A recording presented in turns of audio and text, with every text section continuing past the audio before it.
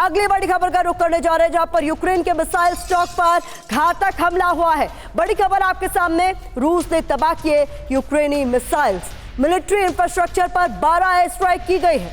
पश्चिम से मिली मिसाइलें, uranium shells तबाह कर दिए गए हैं। रूस के रक्षा मंत्रालय ने इस बात का बड़ा दावा किया है।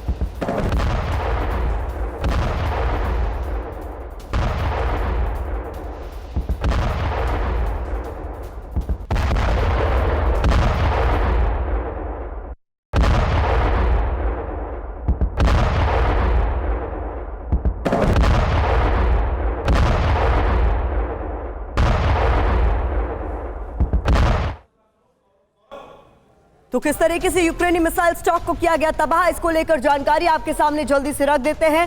टारगेट पर क्या था, यह भी जानकारी आपके सामने हम रखने जा रहे हैं। किस तरीके से यूक्रेनी मिलिट्री इंफ्रास्ट्रक्चर को टारगेट किया गया, तो टारगेट पर था यूक्रेनी मिलिट्री इंफ्रास्ट्रक्चर। रूसी अटैक, 12 ग्रुप एयर स्ट्राइक की गई। रूसी अटैक में 12 ग्रुप एयर स्ट्राइक की गई। इसके अलावा महत्वपूर्ण जानकारी आपके सामने ये कि इससे तबाही क्या हुई।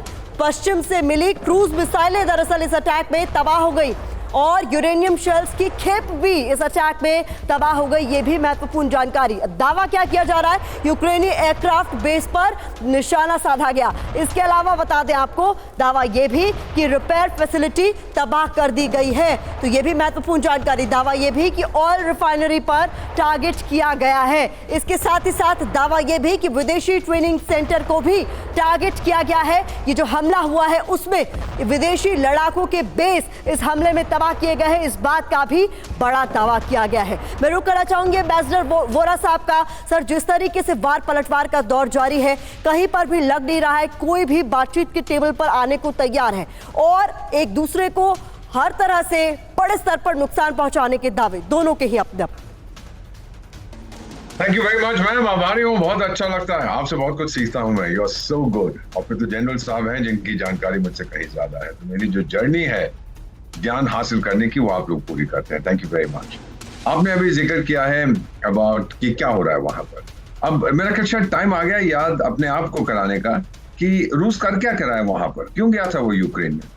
और जहां तक मेरा विचार है, जहां तक मेरी अंडरस्टैंडिंग है, 3 उसके लक्ष्य थे। पहले सरकार को का तख्ता पलट करो, ये जो सर्कस वाला जोकर है। दूसरा, नेटो में मत जाने दो। और तीसरा, पश्चिमी इन्फ्लुएंस वहां पे नहीं होना चाहिए। क्या वो ये जो उसके उद्देश्य थे, वो लक्ष्य थे, उन तक पहुंच रहा है बहुत हद तक। क्यों? ये जेलो साहब, बोलो साहब, जो भी इसका नाम है, ये अब बहुत अकेला पड़ गया है। नेटो अब कुछ नहीं कहता यूक्रेनियन मेंबरशिप के बारे में, और जो पश्चिमी देश हैं वो इससे तंग आ चुके हैं। आपको मालूम होगा मैम कि अभी हाल ही में ये अमेरिका भी गया था, वहां पे इसने बहुत कोशिश की दोबारा यूएस कांग्रेस के एक जॉइंट सेशन को एड्रेस करे। यूएस कांग्रेस के स्पीकर ने कहा कि टाइगर, हमारे पास टाइम नहीं है, हम बहुत बिजी हैं, तो इसको साइड लाइन कर दिया। फिर वहां जाके पिछली बार जब गया था तो वहां तो सब लोग कह रहे थे जय जय हो यूक्रेन की। अब कोई इस बार हताशा हाथ लगी क्या सर? आप किस तरीके से देखते हैं, जब दूसरी बार वो गए और पहली बार, दोनों में अंतर साफ तौर पर क्या आपने भी नोटिस किया? 100%। पहली बार तो हर जगह सब लोग जा रहे थे हाथ मिलाने, फोटो खिंचवाने।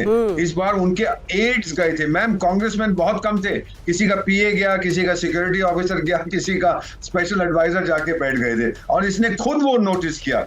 पिछली बार जब इसने फ्रैंकलिन रूजवेल्ट, जो पुराने राष्ट्रपति थे अमेरिका, उसको कोट किया, तालियां बजी। इस बार कोई ताली नहीं बजी, किसी के पास टाइम नहीं है, क्योंकि इलेक्शन आने वाली है।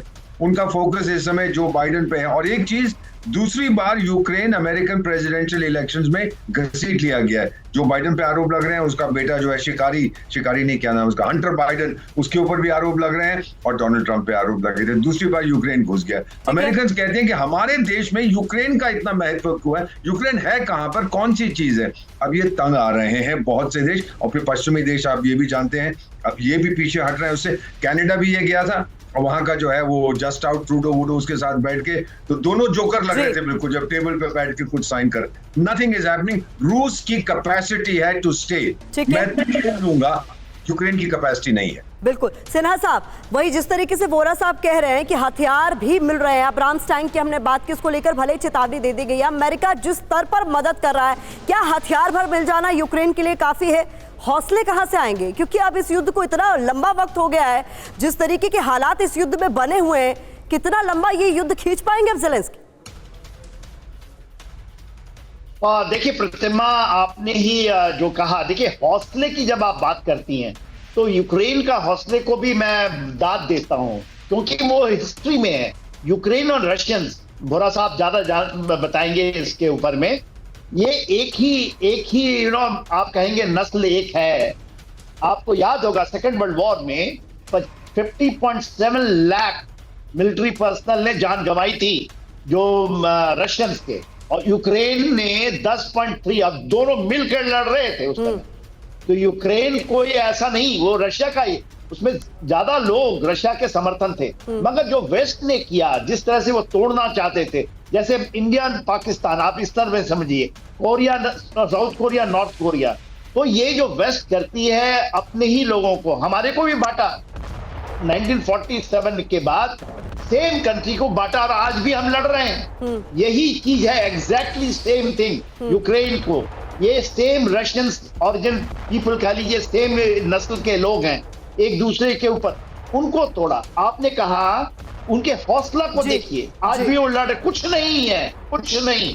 उनको पैसे, जेलेंस्की साहब जो हैं वो वेस्ट के एक 2019 में आए थे ना, ये बोल रहे थे ना, ये ड्रामेबाज को आप एक कॉमेडियन को लाके बैठाते हैं और वो कॉमेडी करने के अलावा और कुछ नहीं किया, पूरे देश को खत्म कर दिया। जी।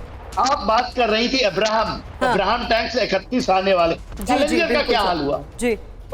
उसके बाद लेपर्ड की बात कर रही, ये तो ऐसे, और रशिया की विजय यही है, इन वेस्टर्न इक्विपमेंट को तबाह करके, और कैसे तबाह करना है, बैटलफील्ड में वो एवरी डे नजर आने भी लगा है सर।